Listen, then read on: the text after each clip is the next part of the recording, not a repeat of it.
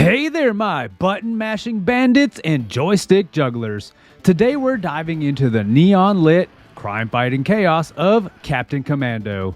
Did you ever wonder if someone could save the world wearing spandex and a visor in the year 2026? Well, Captain Commando didn't just wonder, he did it with the panache only a 90s arcade hero could muster. So buckle up as we rewind to those golden arcade days, where beat-em-ups ruled the screens and Captain Commando tried, blessed his pixelated heart, to become the face of Capcom, battling against the odds and, frankly, much cooler characters.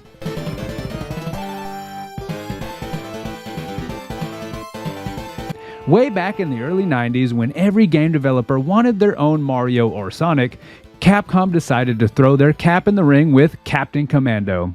His origin story, though? Not born from a creative epiphany, but a corporate strategy to brandish a superhero capable of standing alongside Street Fighter's rising stars. The development team, led by producer Tokuro Fujiwara, previously known for his work on Mega Man, approached the project with a mixture of earnest ambition and a dash of inevitable corporate-induced pressure. The team itself was an eclectic mix of seasoned developers and enthusiastic newbies, each bringing their own flair to the table. They worked within the constraints of the early 90s technology, pushing the Capcom System 1 arcade hardware to its limits. Captain Commando was envisioned as a multi-genre hero starring in his own beat-em-up game set in a futuristic version of Metro City, a location fans might recognize from the Final Fight series. This wasn't just a game, it was a statement. Capcom wanted Captain Commando to be more than a character. They wanted him to be a legacy. Yet, despite the high hopes, he was overshadowed by the more charismatic and mechanically rich characters from other Capcom franchises.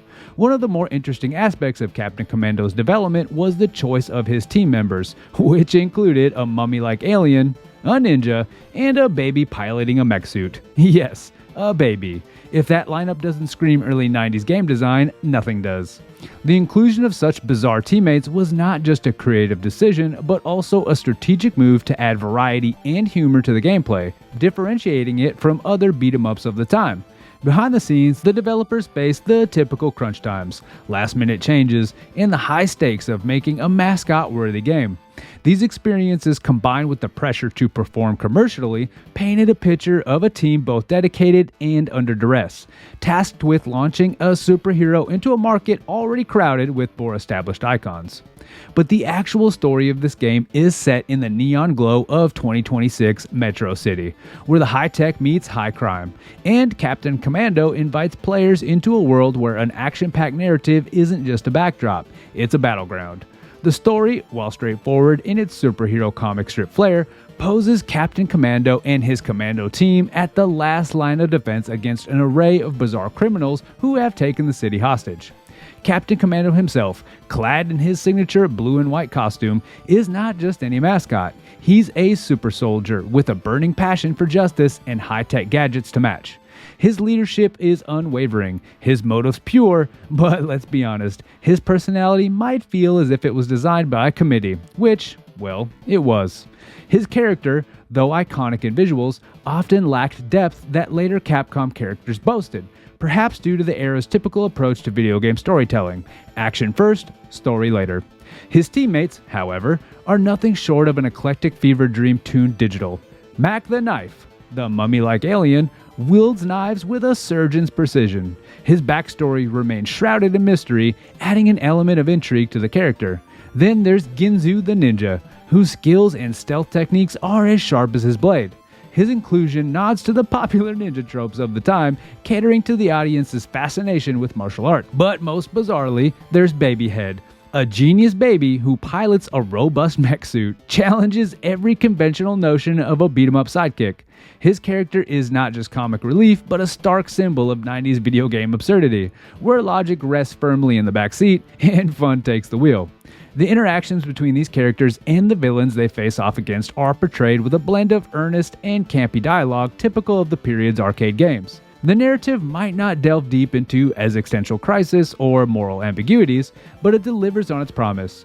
A group of uniquely talented heroes facing off against equally strange adversaries in a high-stakes battle for the future of Metro City.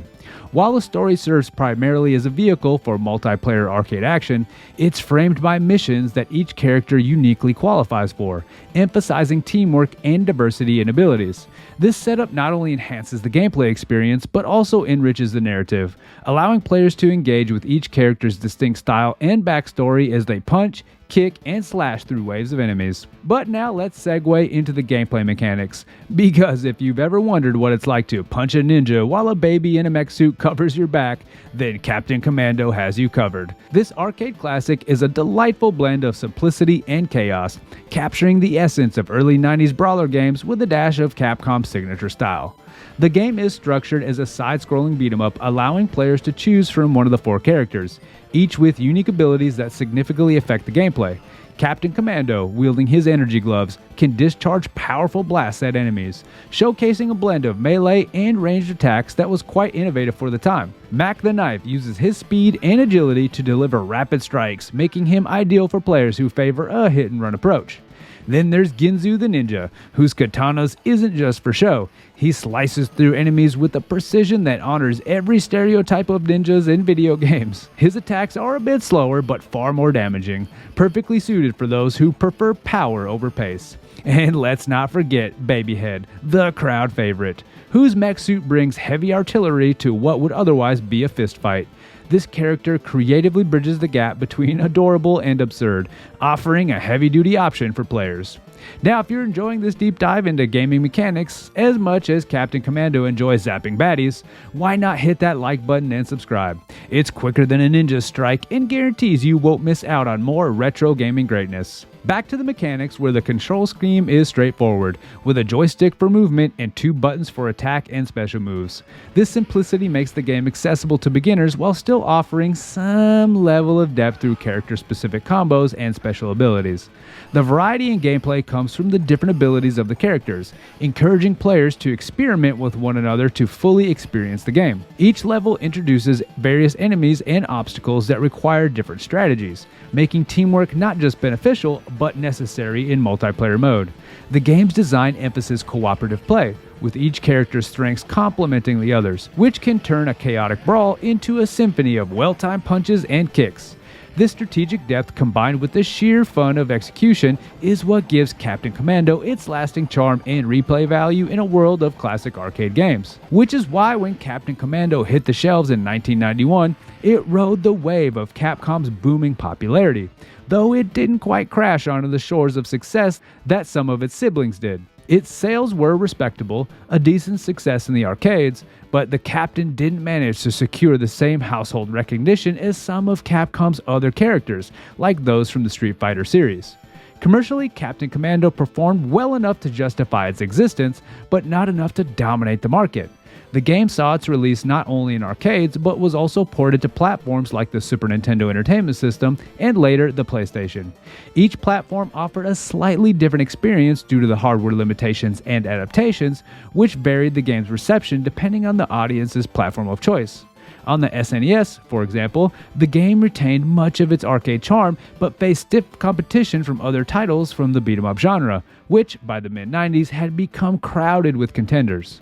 The impact of Captain Commando is a bit more nuanced. While not achieving iconic status, the Captain and his crew did maintain a cult following, appreciated for their quirky contribution to Capcom's lineage. The game's characters occasionally reappeared in other media and games, like Marvel vs. Capcom series, showcasing Capcom's affection for their spandex-clad hero, despite the less prominent stature in the gaming's pantheon. Moreover, the game's settings and character ensemble, reflective of a wild, almost unbridled imagination, have been subjects of affectionate nostalgia for those who grew up in the era of arcade dominance. This nostalgia has kept the game alive in discussions about classic arcade games and ensured it in a spot in various compilations and re-releases, allowing new generations to experience its over-the-top action and distinctly 90s flair. Thus, while Captain Commando may not have set the world on fire, it certainly has kept a steady flame burning in the hearts of those gamers who remember it fondly. Now let's shift gears and get ready to test your knowledge, or just pick up some cool facts about this arcade classic. Let's see how well you know the Captain and his quirky crew. First up, can you name the secret move that allows Captain Commando to summon a robot helper during battles? Captain Commando can perform a special move where he calls upon a robot helper, known as the Captain Corridor. This move isn't just flashy, it zaps enemies with a stream of electricity, showcasing the Captain's high-tech arsenal in a spectacular fashion. Next up, what unique feature distinguishes Baby's Head's gameplay from other characters? Baby Head stands out not just for the absurdity of a baby piloting a mech, but also for his unique gameplay feature. He can execute powerful projectile attacks and pilot the mech to perform heavy damage, a distinct contrast from the melee-focused attacks of his teammates. Next, I'll ask you, what is the historical significance of the game's setting, Metro City, in the context of the Capcom's universe? Well, Metro City, the setting for Captain Commando, is famously known for the setting in the Final Fight series.